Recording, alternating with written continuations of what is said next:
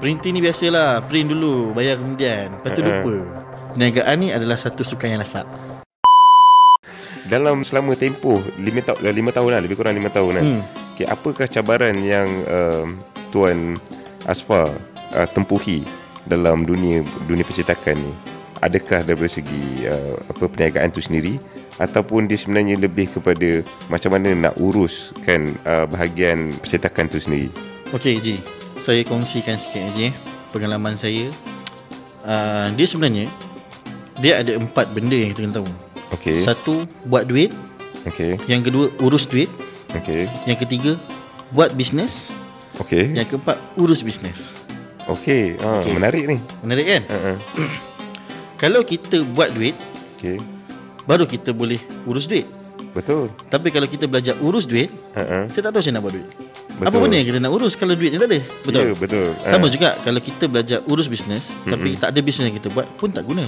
Okay. So, kita lalui fasa demi fasa. Benda ni ada proses. Okay. So kita buat dulu benda tu, ada salah, kita betulkan.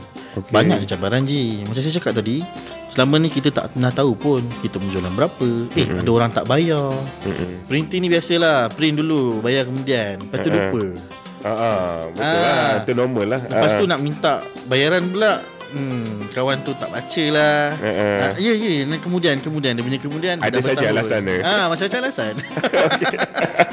Jadi dekat situ lah banyak cabaran sebenarnya Ji. Kalau saya nak listkan tu terlalu banyak. Tapi apa yang saya boleh cakap, dia adalah satu proses journey yang kita enjoy.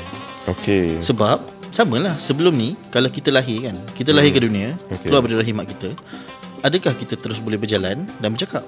Tapi waktu kita nak berjalan, merangkak, daripada merangkak nak berjalan, macam cabaran yang kita hadapi. Betul. Jatuh lah, lutut koyak lah, baru dapat 2-3 langkah jatuh balik. Jatuh balik. Itulah cabaran. Sama je dalam perniagaan. Itu adalah cabaran-cabaran yang normal untuk usahawan hadapi. So dekat situ kita nak tengok dia strong tak strong. Nasihat saya, perniagaan ni adalah satu sukan yang lasak.